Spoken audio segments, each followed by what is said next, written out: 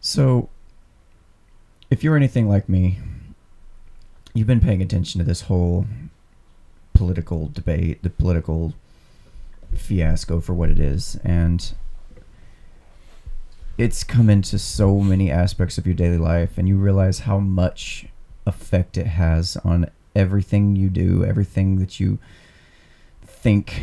You go on your Facebook feed and you see a constant scroll, a waterfall of pro-Hillary, pro-Trump, vote nobody, vote this, don't vote, vote that, and the Bill Murray overwhelm. It becomes a little taxing, and I'm really concerned that the amount of stress that this whole thing has caused people and is causing people, it shouldn't be allowed to be that way. It shouldn't be allowed. I shouldn't have to be making decisions in my life to do or not to do things based on my fear of who is going to become the next United States president. Businesses should not be put in a position to decide, okay, are we going to expand our business now, or are we going to hold off because of uncertainty, because of what the government is going to provide or not provide for us with the next coming election. It's too much. The working class, the middle class, average American citizens who really could give two shits about what's going on up on Capitol Hill, they just want to live their lives, and it's too much for there to be this much stress, this much undue uncertainty placed upon the American people. And something's got to change. Bro, that was some deep stuff. Thank you. That was a lot of emotion in that. So what do you think about that? I mean, do you feel the same kind of thing what I just illustrated there? I do. Not necessarily the same thing, but I get where you're coming from. I mean, this is something that, whether you vote or not, the political process is something that every American needs to take part in. Not just by who's going to be the next president, who's to be the next congresswoman, who's going to be your leaders of your city or town. I almost said titty. I just did. Never mind. But you need to know what policies are going to be enacted or deactivated. You need to know what's going on out there. And hey, we're recording. Shut the door. Y'all shut the door?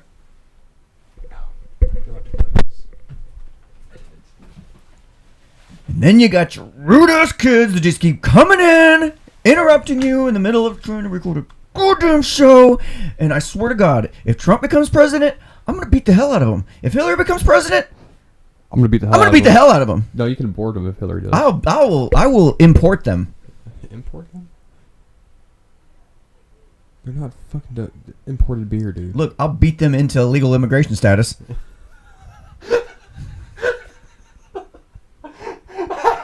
There's someone do that. Boy, don't make me slap the America right out of you.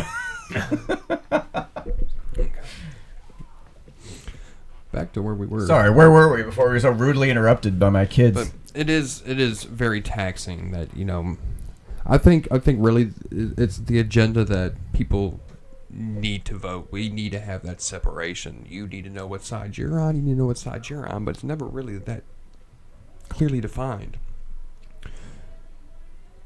Because there's things that I may agree with this candidate on, but I also agree about some things on this candidate. Mm-hmm. So, how am I able to choose between what I agree with from both sides, but also what I disagree with from both sides? I mean, it's not just taxing because you see it every day in life, but it's taxing mentally just because you're trying to figure out what the best course of this nation is by putting a certain person into a power. Yeah. So it's basically just as taxing on you as it is the candidates or the president. Now, you don't have to go through with enacting these things, but you're trying to figure it out so deeply. And then you hear all these different talking points of this person does that and this person did that and there's this scandal going on over here, and there's this problem over here, and this guy's a misogynist, and this lady is a globalist, and you're like, you hear all the bad things, you hear all the things that their policy is running for, but you don't know if you can believe them, you don't know if you can trust them. Like, are they telling the truth? I don't know, because there's all these YouTube videos out there that show them lying or flipping, and like maybe they're just telling me what I want to. I don't know, and it's like it causes all this stress and all this constant bickering and battling. I mean, you look at your Facebook feed and you see people just getting it's not real even the candidates nasty either. with each other. Every time I see something posted, it could be candidate neutral. Okay, they're just posting a question. Well, if you're a Trump supporter, you're stupid and da-da-da-da. Well, if you're a Hillary supporter, blah, blah, blah, blah. I'm like, they didn't even ask you who you support. They ask you, what is your feelings on this? You know, it's like... But it's constantly, it's been Trump, Hillary, Trump, Hillary. If you're Trumpster or Shillery or Killery, or, it's like, calm down. Trumpkin. I like that one. It's like, calm down and debate the issue at hand. Quit attacking each other because you're no better than the candidates, and you come off, excuse my language, as an asshole just because I have a different opinion than you do. Yeah, absolutely. Which does not progress forward thinking and the betterment of our lives as citizens in this country. And that really, really ticks me off. Except for when I'm in a good mood and I like to go troll both of them. Yeah, the trolling is the best. It's the best. I'll put in a baity comment. That sounds like I kind of support Trump. They're like, oh, you're a Trump. I'm like, sir, I never said anything about that. But you're coming off as a-hole right now for assuming. That makes it out of yourself. I love it. And I do the same thing with the Hillary supporters, too. And it's fun. But when you get down to the brass tacks of it all. So you're taking advantage of this constant stress that people are going through right now. You're really just poking the damn hornet's nest, aren't you? Yeah. I mean, it's kind of fun. I'll give you that. It is kind of fun because just know that I keep so a worked up. Beekeeper suit on it. People get like, they're like freaking going nuts over it. Yeah, like you know, a year ago, before we started even hearing, before we even knew Trump was running or anything, you know, yeah, there was some talk and debate and things like going on online, but it wasn't nowhere near the nastiness, the escalation level it's gotten to. It's ridiculous. So really, I mean, you sit there and say, really, the candidate you oppose, but you go out and attack the people who support them, you are no better than that candidate you oppose. You are a no better person just because you support this person. It makes you a vile person for attacking somebody based on their beliefs and their opinions. Yeah. Now, granted, free speech, you can do that. But this still doesn't make you any less of an a-hole. Right. You can still be considered a dick for sure. See, one of the things that I'm concerned about, one of the things that got me worried, is because with my current income, you know, yeah, I've got a big family and whatnot, so my bills are pretty tight as it is. Pull-out game week. And my purchasing power is not that great. My savings power, even worse. It's really hard because I've got a number of issues that go on, and I got to pay for them, whatever. The problem is I feel like, based on, you know, my ear to the ground, you know, approach forecast of the future, is that mathematically the US dollar will collapse. It's a matter of how long is it going to be until it does. And this is where the election comes into play, because I happen to know that one has a lot of business knowledge and can probably maybe turn it around, or if not, at least slow it down. The other one is going full tilt fucking boogie, trying to go ahead and just knock this thing out because they want to have us be a globalist society. And my concern is, if the US dollar collapses, what do I fall back on? Like, I don't know. That caused me a lot of anxiety, because I'm thinking, okay, I'm looking at, should I take a certain percentage of my money and then put it into something like a cryptocurrency like Bitcoin? Should I put some into silver and gold? I actually called my 401k company the other day, and I seen what I had in my 401k, and I was asking them, okay, is there any way to transfer funds into something that's going to hedge against a potential collapse of the US dollar? Because it seems like a very real possibility. It's going to, mathematically, what cannot continue will not continue. And right now, with the way the numbers are going and the way the national debt is continuing to grow and double and grow, it's not going to get better, folks. It's just not. So that's kind of one of the things that worries me, you know, based on who goes into office. I feel like one is going to cause things to happen a lot faster than the other one will. But that could be completely wrong too. I don't know. But the issue I see is that people aren't really worried about the future. They're worried about which pony wins the race. And you bring up a great point, because that makes me not so much worried about myself, but I'm worried about my kids now and their future in this country. Mm-hmm. Was I right? I mean, it gets me to some really, really deep thinking that really tears my brain and my heart apart. Was it right for me to bring children into the world the way the way this country is and the world is right now? I mean, they had no say in it, but when they get older, they're gonna have to deal with it. Yeah, they are. Like, so whatever we do, they're gonna have to. Yeah. So suffer was the I consequences. right in having children? Like, I don't feel like right now. I love my kids to death. I really feel like I shouldn't have brought them into this world the way it is right now. Like I know some people might take that the wrong way. Like it was almost selfish on your part to have done that. Yes. And I know some people are going to take that, and clearly they're all, give them up for adoption, give them some. No, I love my kids, and I'm going to support them fully. I'm going to take care of them until my dying day. Okay? Not financially, of course, but, mentally, and give them the things that they need to be prepared for the world. But I just feel some level of being wrong in doing that. Like a little bit dirty. And that's why I'm doing this here, because I want people to know and get the information and the truth that they need to have to turn this around. We're not at a point where, okay, it's just a landslide, we're screwed. We could turn this around no matter what. Just people need the truth and the information and the want and the know-how and the conviction to go out and do it. But nobody cares. Because no matter if you have kids, no matter what age you are, when it comes down to it, really it's just all about the individual. Mm-hmm. It's all about you, and the way your life is going. That's why I see so many parents, they sacrifice their kids to get themselves further ahead in life. Now, I mean, I'm guilty of the same thing. I sacrifice time with them and being away from them for school and extra projects like this to try to get forward in life so I can make sure I can help them even more. Now, white privilege. Sorry. My brain just goes like that. But it just... Well, part of the problem is you've got smart people like you and I that sit there and we can look the to funny the future. part is I'm not even that smart on the scale of everything. I get it. Not even that intelligent. But you actually look into the issues, and the fact that guys like you and I, we're looking at that going, okay, some people actually choose not to have children just based on that. They actually make the choice. I'm not bringing kids into this world. And it's the smart people that are doing that, and they're making a decision to do that. And what happens? You got more lower IQ folks breeding. They're the ones taking advantage of the system, and it's all about, like you said, all about me. If I keep having these kids, I'm incentivized to have more kids because the government's going to pay me more money, and just keep that government cheddar coming, baby. Just keep that shit coming. I don't care. Well, it's not even that for lower income families too, because for a pretty good portion of your life, you claim kids on your taxes and you get a good chunk back. Right. That's what I'm saying. It just the incentive right now is for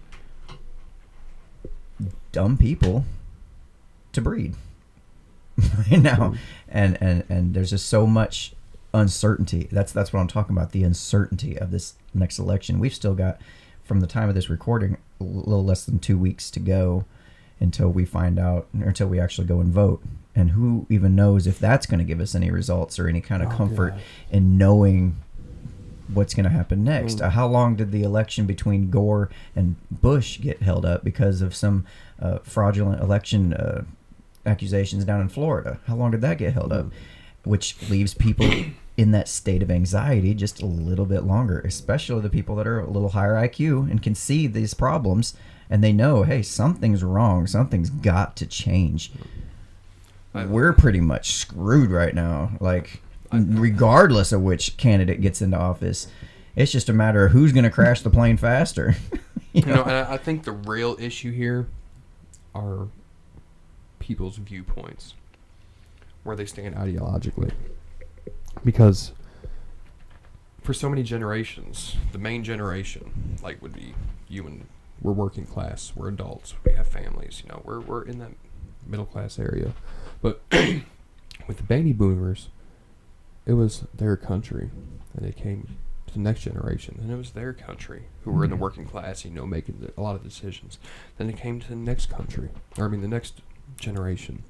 Now it's down to our generation. What people don't realize is that when you're the predominant generation of the working class, and, you know, making the decisions and voting and stuff, it's not your country. It's not even your world that you live in.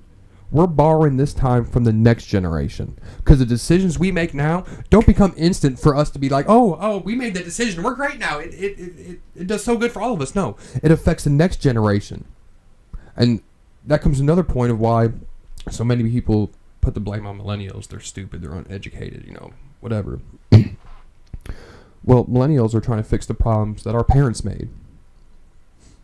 And things are a lot tougher now for millennials because education costs a lot more, housing costs a lot more, everything is increased in cost, and the dollar doesn't get you as far as it did back then. No, not at all. A car brand new in the 60s, a brand new one is $10,000, $12,000 for a nice big size car. Or maybe even a little cheaper, or the 70s. And now you're looking at $20,000, $25,000. So Yeah, I mean, I can't and afford housing back then, the average house was, I think, $60,000. The average house today is deep into the hundreds, if not close to $200,000 for the average house. Now these numbers could be wrong, but you're still getting my point here. And minimum wage and pay rates have been mildly stagnant. They haven't gone up a lot compared to how the percentage of how much everything that costs has gone up. So it's not that this generation is lazy or ignorant. Is that we have a harder time making it in the world than our parents because did. of the decisions. Because of the decisions they made. Yeah. And that's why I don't want to progress this, or I do want to progress this, but to an intellectual standpoint and a more educated standpoint, so we can make decisions to where our children in the next generation don't have to deal with that crap. I mean, it really makes me kind of defeated on the inside. So after thousands of years of fighting and constantly, like, all the blood that's been spilled for the rights that we have, the Western civilization that we have been able to create, we don't have the right. We just don't have the right to sit there and keep pissing it away. No, we don't. Day by day. And then to bring kids into that, you know, that they're not even old enough to experience the stress right now. It's our job to take that burden right now and put it into something constructive, and put it into something that's hopefully they get to see something better than we found it. Yes. Hopefully. But like I if said, we people can don't do have that, viewpoint. I don't know if we can do it. And it's the fallacy that we as adults are more intelligent than our children. That's the fallacy. But if you look at children and you ask them simple questions and things,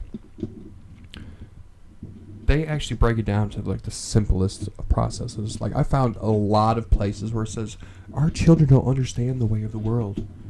Oh yeah, they understand a lot. Yeah, they do. Definitely. What you don't realize is that neither do you. Your viewpoint on the world and things are based off your ideologies and your own personal bias. Children really don't. They have an unfiltered, unbiased opinion on things. Yeah, they haven't had a chance to be propagandized yet. If you go and ask a kid, 7, 8 years old, hey, your mommy's pregnant. Should we kill the child? Or don't even word it that way. Should we take the baby out to where it doesn't have a life? Every kid, I guarantee, is going to say no. But now for us, abortion is a huge hot button topic. Yo, if it affects the life of the mother, blah, blah, blah. Yeah, we got all these caveats we put into place and all these different little, oh, by the way, and there's this and these little asides, and it becomes so filtered and clouded. Yeah, and it becomes... People don't humble themselves to be able to learn. So if you want to learn, you go to somebody who really knows about it. But you can learn just as much from them as you can from the guy who has an opinion who doesn't know that much. You can learn from your children. You can learn from the older generation. You can learn from peers. You can learn from anybody in this world. But because you don't humble yourself and you think yourself more intelligent or superior, you completely cut that section of learning off. You won't... There is so much I've learned from my own kids, being 13 and 6, For my 13-year-old, me and him talked on history, and we completely denounced that civilization was big and booming in Mesopotamia. Well, let me rephrase. The cradle of civilization comes from Mesopotamia. What was it? 4,000, 3,500, 4,000 BC, something like that. We got to talking and we realized the cradle of civilization was long before then. Because civilization is based off education and hierarchy. They had that in 10,000 BC in the agricultural revolution. They had education and hierarchy back then. And my 6-year-old, I learned so much from him just because everything that he wants, whether it's a toy or to stay up for 10 minutes or to snuggle up on the couch, he fights for relentlessly. Something adults have lost. Like, oh yeah, I want this. Oh, well, it's okay. They didn't win. Well, there's nothing I can do about it. No, my kid will sit there and go out, and if he wants it, he was going to sit there and argue, and he's going to debate, and he's like, Dad, da-da-da-da-da. And these are traits that we as adults have lost completely. Basically, my kid will fight and protest for change he wants. And they just get beat right out of us. And yes, and adults, society. We have so much crap going on, but when's last time you've seen a large-scale protest like the Million Man March? Yeah. Nobody does that and anymore. And even if they did, would the media show it? Because we become so commonplace. And so... docile. Yes, and really, I think majority of this... What's the word? Tame? Yeah, majority of this population thinks itself to be intellectual and educated, but really, we're a bunch of dumbasses running around trying to figure out what the hell to do, and we have no idea. And don't get it twisted. Educated doesn't mean that you're intelligent. No, not at all. It means that you went to a school and you learned some facts. So intelligence comes into play as to what do you do with that information once you have it. So all this, like I said earlier, just makes me feel really defeated in times sometimes. Because I don't know the answer. Or if I do know the answer, not enough people out there know the answer. Or truly, not enough people want to know the answer. That's they would rather take... What's the quote? They would rather take a beautiful truth than an inconvenient lie, or an inconvenient truth more than whatever it is. They'd rather be lied to and live with inside their little bubble than have to deal with an uncomfortable truth. Yes, that's what I was looking for. Yeah, truth is pretty uncomfortable for sure, and it's taken me on quite the journey for sure. When it comes to these debates and this whole political landscape right now, are you feeling a lot of that same anxiety that I feel, that Lee here is feeling, that feeling? What is it you're feeling? You know, is it hopelessness? Is it you know, maybe something positive, something negative? I don't know, but for me it's stressful. It's constantly in your face all the time. It doesn't help that I'm out looking for it more, because I feel like if I don't know about what's going on, I'm gonna get blindsided.